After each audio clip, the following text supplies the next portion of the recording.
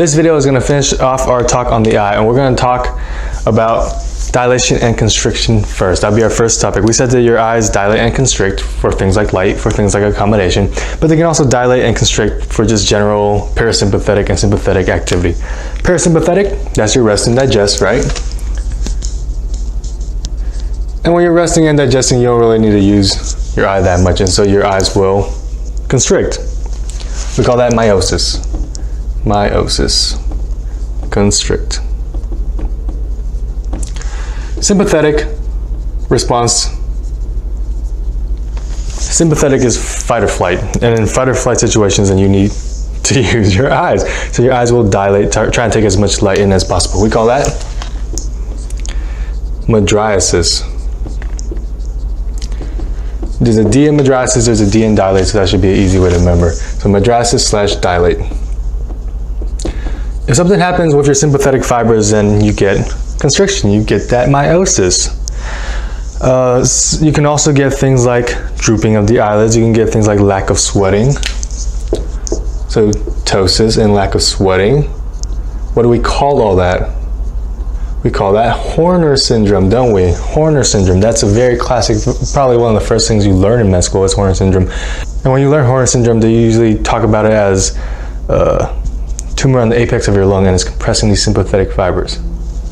Wait a minute, how does something in the apex of your lung compress fibers in your head? How does that work? Well, let's just talk about the sympathetic fibers of your eyes really quickly. See, the sympathetic fibers of your eyes start in your hypothalamus. So we're still in the head region, that's good, that makes sense.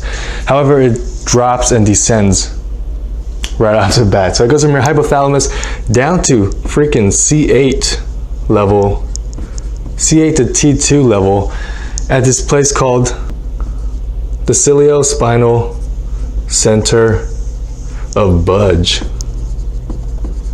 So it drops down and then it actually swings back up. You know it can't stay down there, it's just swing back up to get to our eye, so it swings back up. Swings back up. So I'll say goes back up to something called the superior cervical ganglion.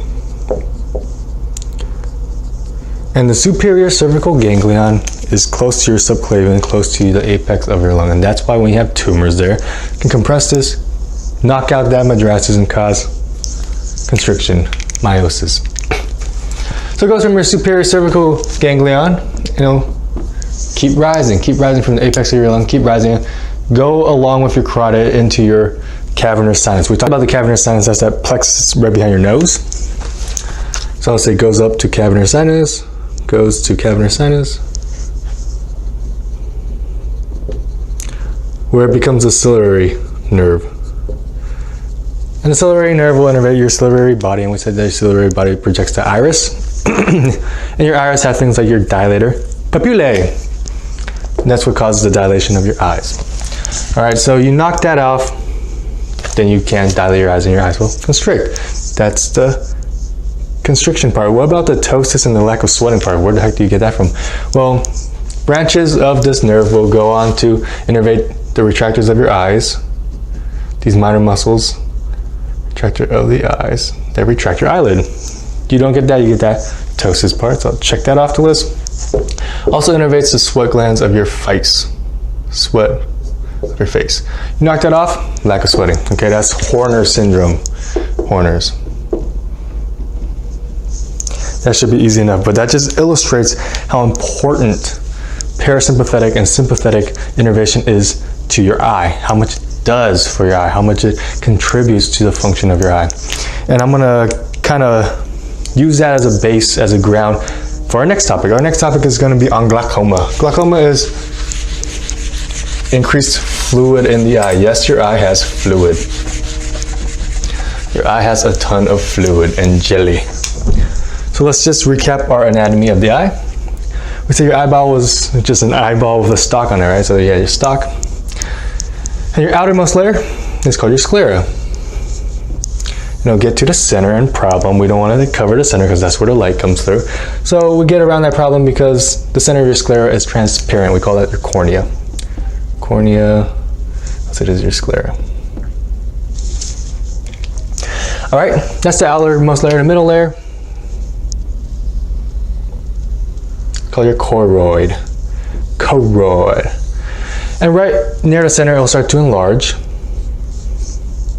and make these ciliary bodies. Ciliary bodies. And these ciliary bodies have projections. It has fibers called zonular fibers, sometimes called ciliary fibers, sometimes called suspensory fibers, but they attach to the lens and hold the lens in place. It also has projections that are pigmented, called your iris. Again, your iris make the color of your eyes. And they'll come together, and problem, we don't want them to come together and close right in the center of the eye because then they'll block the light. So there will be a hole right in the middle, and that's called your pupil. So that's our iris. And then the innermost layer is your retina. Your functional layer that has all your photoreceptor cells, okay? And that helps depolarize and send signals down your optic nerve. And you process that as vision. Any questions there? That's the anatomy of your eye. Now this front part of the eye, the anterior segment of your eye, is quite busy, right? So we can cut up the eye into this anterior segment, and then the rest of it will be your posterior segment. So this will be your posterior segment. Posterior segment. And we can further subdivide the anterior segment. This spot between your iris and your cornea, we can call the anterior chamber. Anterior chamber. And then the spot between the iris and the lens, we can call your posterior chamber. That's your anterior segment. Now this posterior segment, we can just call this whole thing vitreous chamber. Now chamber means a room, a cavity, something that holds something. What does it hold? It holds fluid. Holds fluid. Your eye is full of fluid. What makes that fluid? That will be the talk of this video. So let's just enlarge the anterior segment. Let's just enlarge this right here. So we have our sclera and our cornea coming out. We have our middle layer, the choroid, which enlarges and makes your ciliary body. Ciliary body.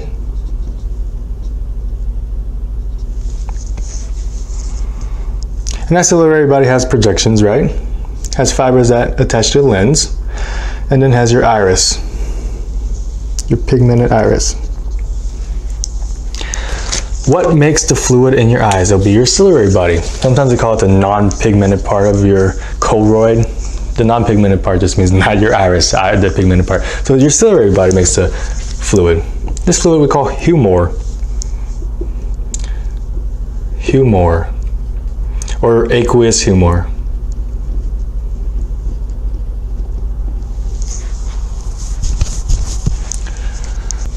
So your ciliary body will make that fluid, and that fluid will kind of bask your eyeball. Yeah, fill it up.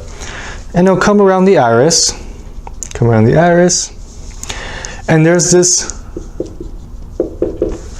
trabecular meshwork. We call the trabecular meshwork. All right. So we call it the trabecular meshwork. Trabecular meshwork. And the trabecular meshwork is just a drain. Yeah, if you have fluid, you gotta drain it somehow. So the trabecular meshwork is just a drain. And the fluid will go in that drain and go into this little hole called the canal of Schlemm. Canal of Schlemm.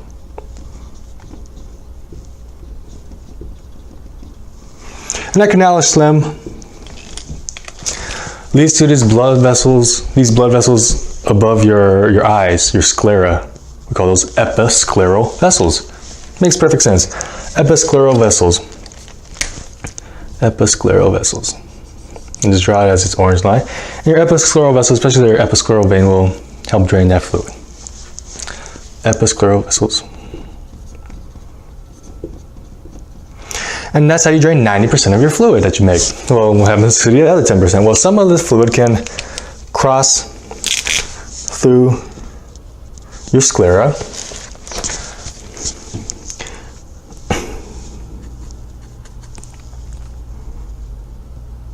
And we call this uveoscleral outflow. And that makes up the minority of how you drain it. It's about 10%. Most of it just goes through your episcleral vein, episcleral vessels. And that is how you make the fluid. That's how you drain the fluid. Hopefully that's not too bad. Now, I said your eyes, the sympathetic, parasympathetic part of your eyes, the innervation of your eyes, has so much to do with the function of your eyes. And it contributes a lot to making aqueous humor and the outflow, the draining of aqueous humor. All right, so let's talk about how it does that. Hopefully you saw my pharmacology videos where I talked about parasympathetic and sympathetic responses, what receptors they work on and what actions they elicit. But if you didn't, I'll just recap some of them here. So your sympathetic works on your alpha and your beta receptors. And there are a lot of them. They go alpha 1, alpha 2, beta 1, 2, 3. So there are a lot of them, but the main ones, especially when we're talking about the eye, let's just keep it short and simple. Alpha 1 vasoconstricts and also dilates your papillae via your dilator papillae. So it dilates your pupil by dilating your iris. Okay. Alpha 2 affects this process because it decreases aqueous humor. But we can counteract that because beta 2 increases aqueous humor. So that's sympathetic. Parasympathetic, hopefully you remember. Parasympathetic works on your muscarinic receptors. And the only really important one that we need to know in terms of the eye is muscarinic 3, M3. And M3 is going to constrict your pupil. Then we say parasympathetic constricts your pupil, so this is how it happens. So via your sphincter papillae.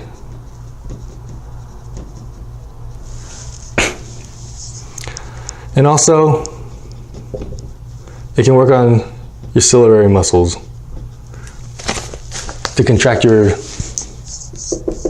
ciliary muscles and constrict it even more. So sphincter papillae and ciliary muscles.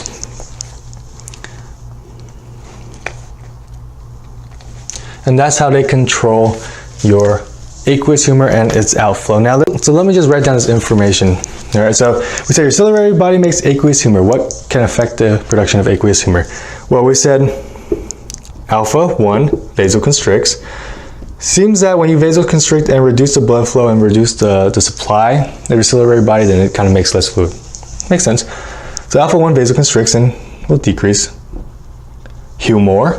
And we said that alpha 2 just straight up decreases the humor, so that just decreases aqueous humor. We said beta 2 increases it, so that's how beta 2 works on here. Increases the humor. Now, is there something else that works on this pathway? Yes, carbonic anhydrase. Carbonic anhydrase makes a lot of basic fluid. I don't mean basic as in basic, I mean basic as in the pH. And this aqueous humor is no different. So carbonic anhydrase works on here. Carbonic anhydrase.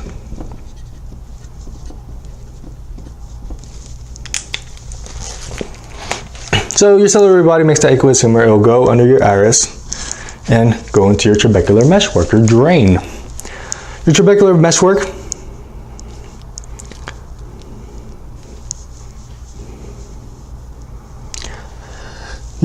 meshwork can get affected by M3.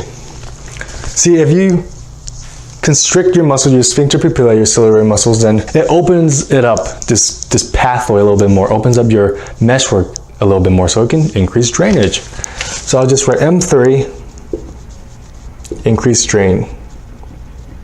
Hopefully you can see it, it's kind of sideways, but it says trabecular meshwork, M3, increases drain.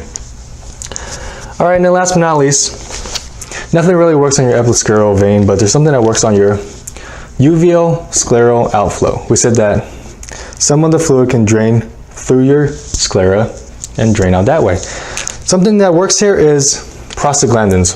Prostaglandins seem to increase the permeability of your sclera. And if you have increased permeability, more fluid can leak out and drain that way. So I would say prostaglandins increase drainage.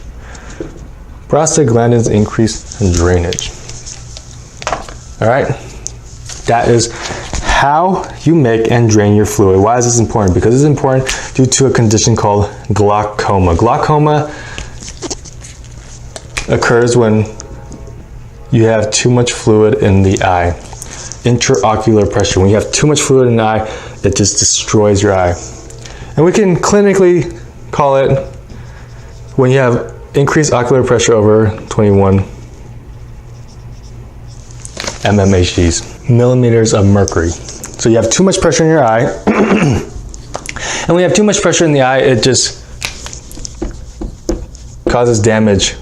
Just stretches your eyeball and causes damage to your eyeball, especially your optic nerve. Yeah, especially your optic nerve. And it'll start with the peripheries, the peripheral part of your nerve. All right, peripheral nerve. And that will start to atrophy and die, atrophy. And when an atrophy is in, you'll lose peripheral vision. So people with glaucoma will start to lose peripheral vision. Sometimes we call it tunnel vision. So lose peripheral vision.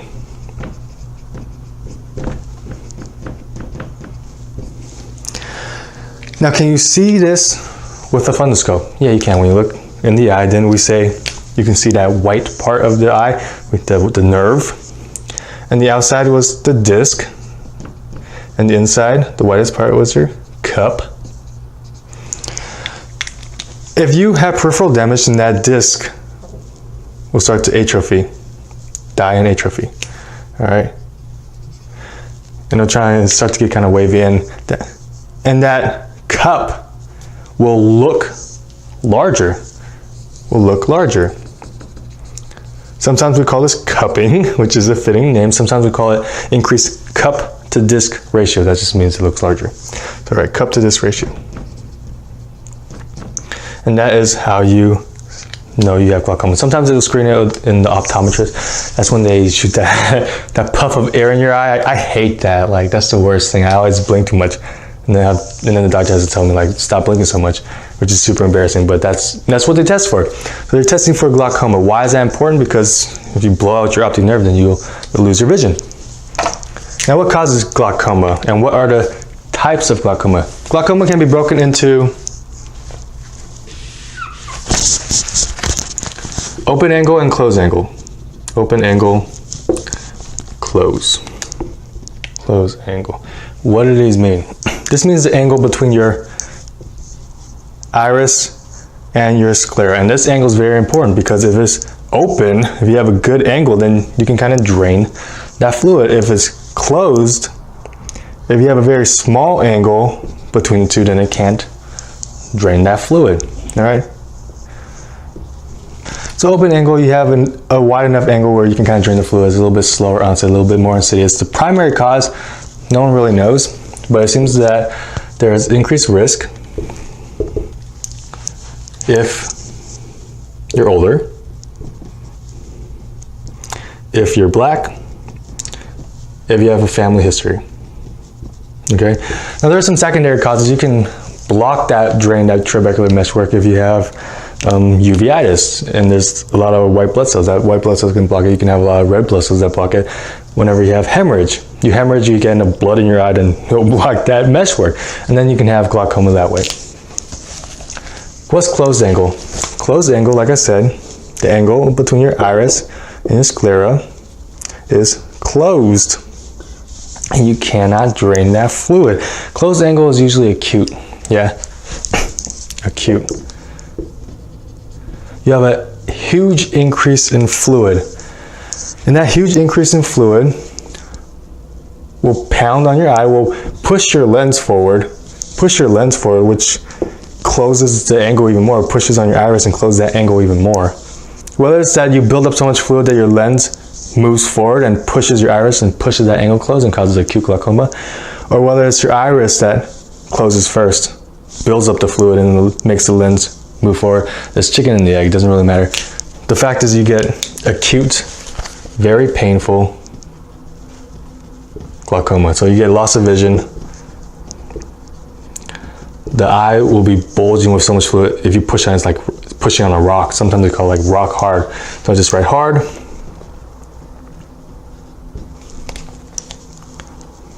They can have headache from all the pain. They can have redness. It's a medical emergency. You gotta drain that fluid fast, otherwise you'll blow out your optic nerve and you'll have vision loss. Okay, so all right, surge emergency. And that is glaucoma. Now, how do we fix glaucoma? What is some things we can do? We can do surgery, but if you have kind of slow onset, that we can try and slow down with medication first before we try and jump into surgery. So let's talk about some medication. We know the pathway of glaucoma. I have it written out right over here. It might be a little bit messy. You can see my notes for a little bit more clear picture and easier to read, I guess. But we have their pathway out here. And when we have a pathway, then we can see, okay, how can we manipulate this pathway to reduce fluid or increase drainage? Kind of reduce that fluid, reduce the symptoms of glaucoma. So we'll start with the production of aqueous humor. We said it's controlled by alpha-1 and alpha-2. We said both of these decrease the aqueous humor. Alpha-1 vasoconstricts, reduces blood supply, reduces supply to your ciliary body, which reduces aqueous humor. Alpha-2 straight up reduces aqueous humor. So if we have glaucoma and we want to reduce aqueous humor, then we'll give alpha agonist. Alpha agonist. Some side effects they see with alpha agonist usually are eye related. So you have red eye, you might have scratchy pruritic eye, you might have feeling like there's a foreign body in your eye, so I'll just write eye problems. And there's something you gotta know.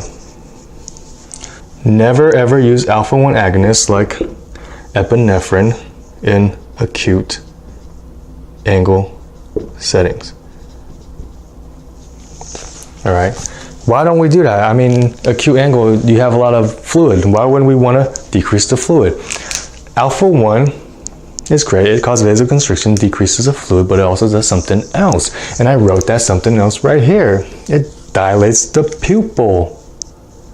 During acute angle glaucoma, your iris is closing that pathway. And if you dilate the pupil, aka move and dilate the iris, it seems to close that angle even more, and you make it worse. So in alpha-1, never use in acute angle settings. Very important you know that. Common question when they talk about glaucoma pharmacology. All right, so those are your alpha agonists. Moving on down, we said beta-2 increases aqueous humor. Well, if we want to decrease aqueous humor to treat glaucoma, then we'll want to block beta-2. That's exactly what we do. We give beta blockers. Beta blocker.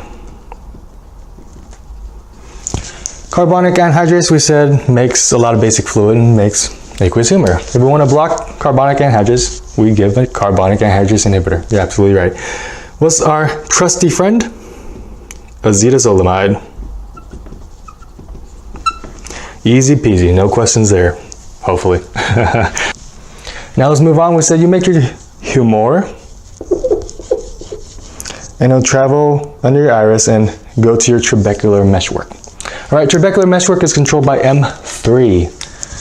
We said that M3, when you have your sphincter pupillae and your ciliary muscles, it seems to open up that meshwork a little bit more. So if we want to drain more, then don't we want to open that up more? So we're going to want to give things that are M3 agonist. Let me write it where it's actually legible. So M3 agonist. These are your cholinomimetics. All right, so these will cause sphincter pupillae ciliary muscles to contract.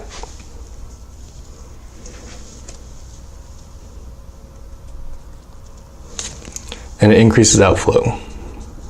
There are a few different ones. There are direct ones which work directly on these receptors. These include pilocarpine,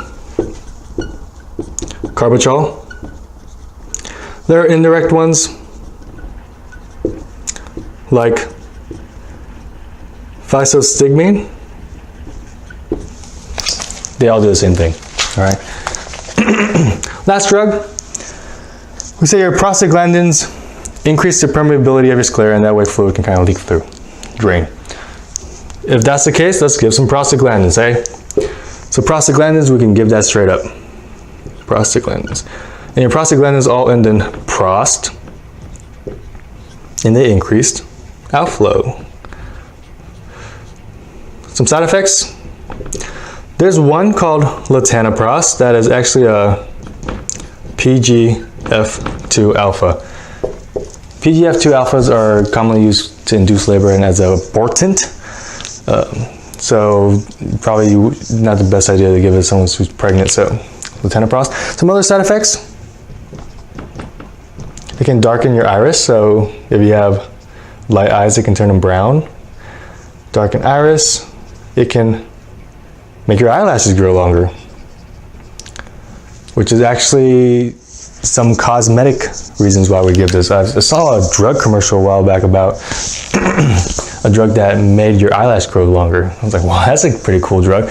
And then, you know, at the end of the drug commercials, they started listing out a ton of side effects really quickly. And then one of the side effects was darken your iris. And then it clicked. This is what they're giving. They're giving people prostaglandins. Okay? So it can make your eyelash grow longer cosmetically, but it can also darken your iris. And that is glaucoma. We talked about the pathophys, we talked about the medication. Hope that cleared things up. Our next topic, we're going to talk about the optic pathway, and then we'll be all done with the eyes. Possibly the most important thing you need to know about the optic pathway is that everything is flipped. When you send the picture to your brain, it's actually flipped upside down, and it's also flipped left side right. All right, so everything is flipped, and your brain will process it and turn it to the right position. So as long as you know that and keep in mind that everything is flipped, it makes the optic pathway a little bit easier. So you had your eye, left eye, right eye. We say grossly retract. We'll come over and hit your thalamus, your main relay center. What part of your thalamus? Lateral geniculate, absolutely right. So your lateral geniculate. And then after it hits your lateral geniculate, it will radiate out. Radiate out, we call those your optic radiations. And there'll be one that goes on the bottom side of your brain, one that goes to your top side of your brain. The bottom side of your brain takes a little bit longer. Call that your Meyer's loop. The top side is a little bit more indirect, goes right through your internal capsule. We call that your dorsal radiation. So Meyer's loop, dorsal radiation, they all end up in your occipital lobe, your main visual processing center. Especially a part called your calcarine sulcus. Sulcus just means a groove, so calcarine sulcus.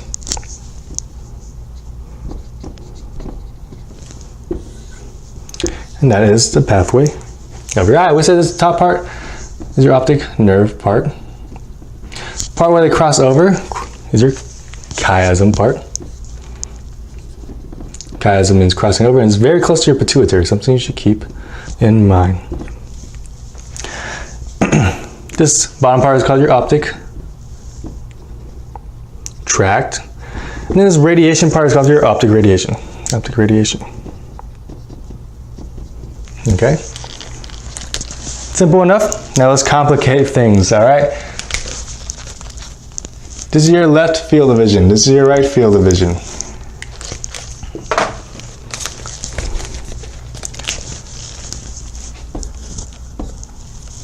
And if this is your left eye, this is your right eye, and this is your nose right in the middle, then this part of the field is called your nasal field, because it's close to your nose. Nasal field. And this lateral part is called your temporal field, because it's kind of like your temporal lobe, your lateral side. Lateral, temporal. So I write temporal, temporal, nasal, nasal. Now let's just start with the left side. So your temporal side will go to your nasal side of your retina. Why? Because this is your eye. It just loves the crossover. It's like his favorite thing to do. Loves to switch it up and down, left and right. Just loves that, all right? And that will go into your optic nerve and cross over to your other side, to your right side. Now the nasal portion will go to your temporal part of your eyeball. And this will go down, but it'll stay on the left side. Comprende? Now let's talk about the side. The nasal portion will go to your temporal lobe, to your temporal side, and that will go down your tract and stay on the same side. Meanwhile, your temporal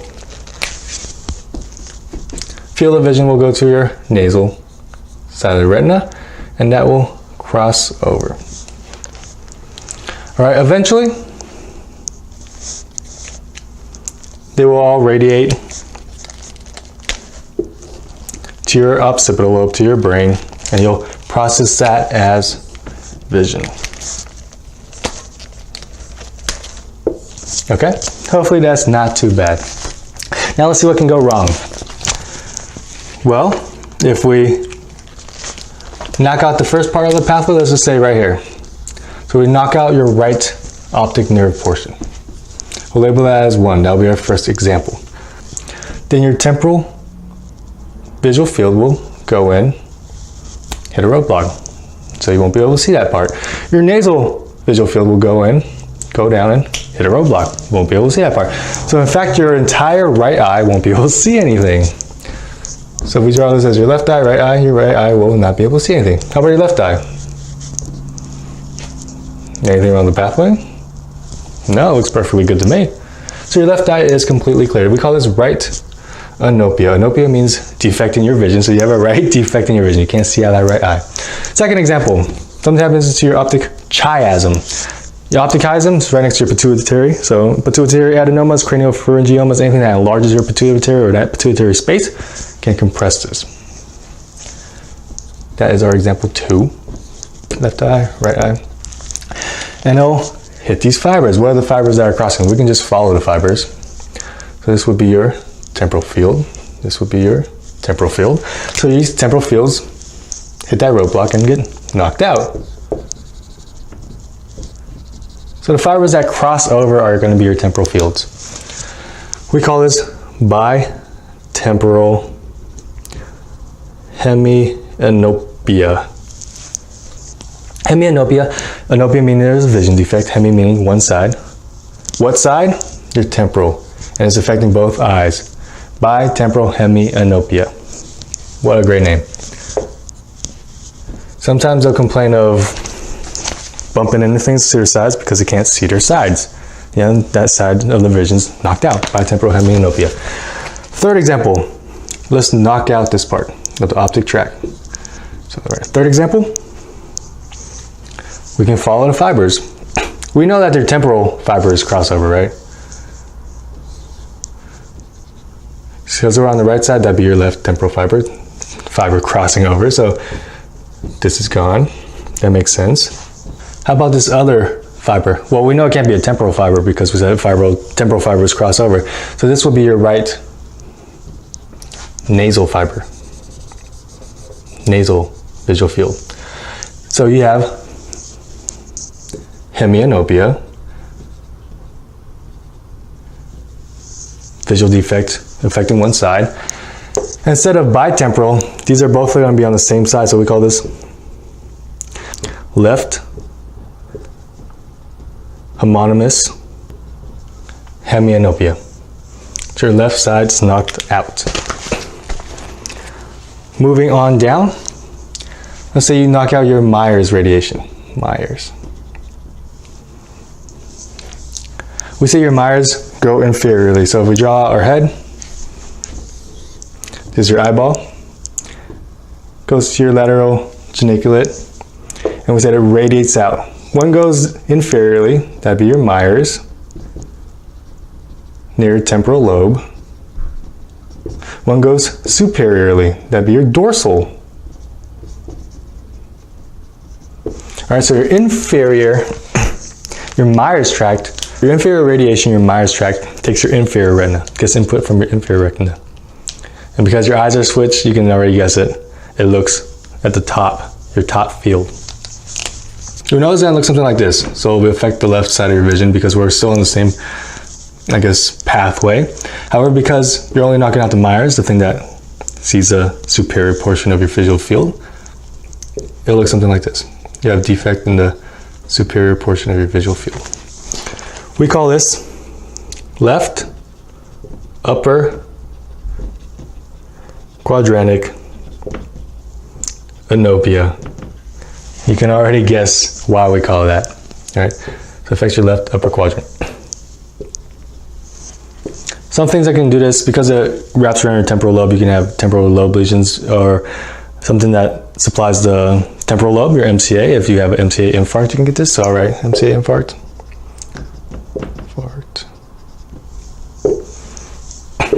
Now what happens if you knock out your dorsal radiation? Your dorsal radiation is the one that goes superiorly, that goes right through your internal capsule. And we said because your dorsal radiation goes superiorly, it innervates your superior retina. It's the eye, so you flip it, and it gives us our inferior portion of vision. So dorsal. Example number 5. Myers with example number 4. So you have dorsal problems, you won't be able to see the inferior portion. Again, this is commonly caused by MCA infarcts because your MCA supplies your internal capsule where your dorsal radiation goes through. We call this left lower quadrant anopia. Last but not least, what happens if you have an infarct on the right side of your calcarine sulcus? Then it basically negates any input from here. It's kind of like when we knocked out this entire tract on example 3. So you have something that looks like this.